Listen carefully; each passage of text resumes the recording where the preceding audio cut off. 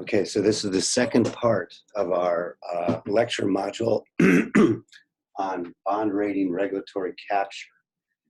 I should mention that my PhD dissertation at the New School for Social Research is about the economics of the Great Depression era, the 1930s era.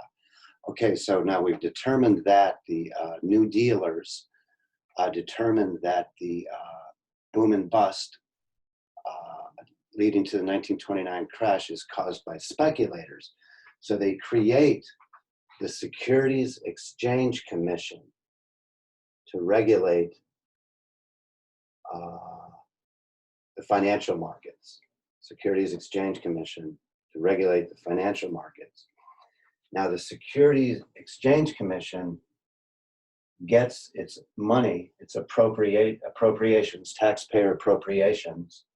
The SEC is allegedly providing a public good, getting taxpayer appropriations to regulate financial markets to protect the public from speculators.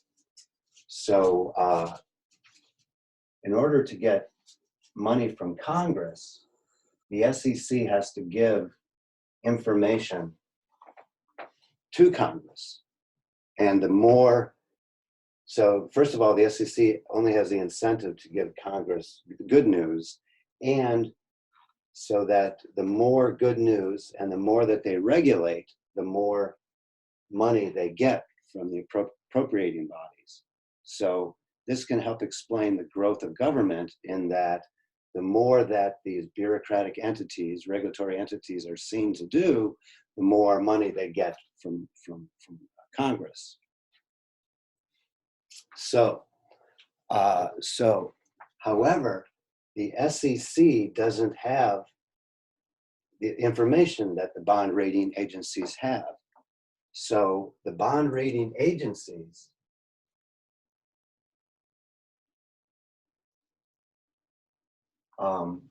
give the information the SEC needs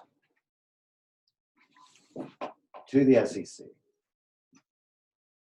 So the people who the SEC are supposed to regulate depend on information from those they regulate. Again, it's asymmetrical information, part of the Hayekian knowledge problem. So the regulator depends upon information from those they regulate, and that's how they get captured. The SEC gets captured, or any regulatory body gets captured by those they regulate, because they depend on information from those they regulate. So then we ask,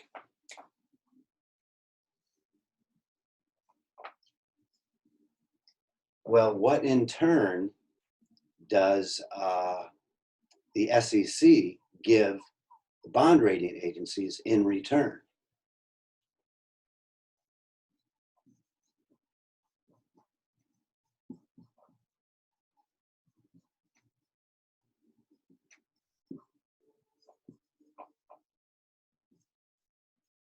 Well, what they get is special treatment under law.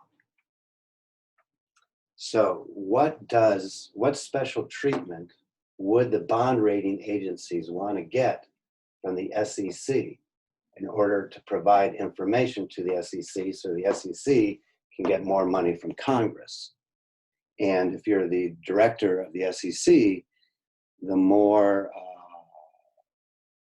responsibility you have, the larger your power, the more people you employ, and therefore the larger your compensation, right? So what happened is that the bond rating agencies complained to the SEC that, let's say, I was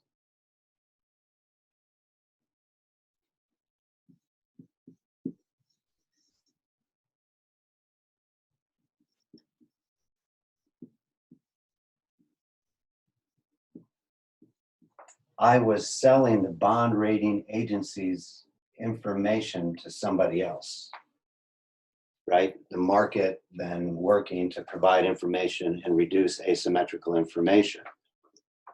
But the right? So what the bond rating agencies did in order to capture the SEC and get special treatment under the law, what the SEC did was said, okay, only these three existing bond rating agencies are allowed to create bond ratings. So they, and again, this is all described in this book.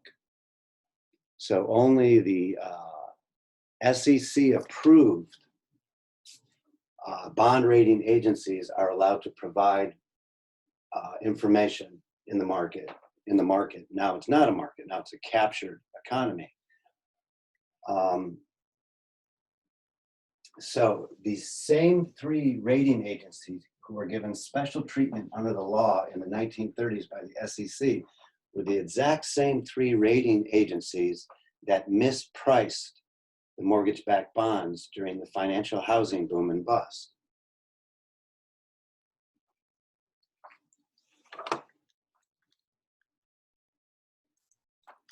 So in addition, what happens then now, instead of the user of the information paying the bond rating agencies for the information, now and through today, now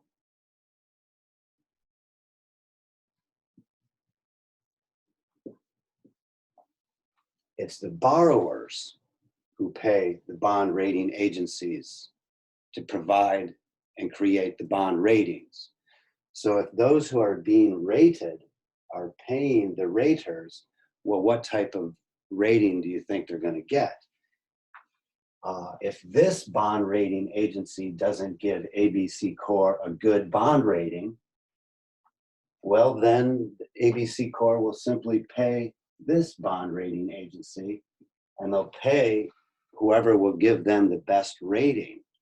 So that's what happened under the the financial bubble and crash of 2007, 2008, the buildup of the easy money in the early 2000s leading to the financial.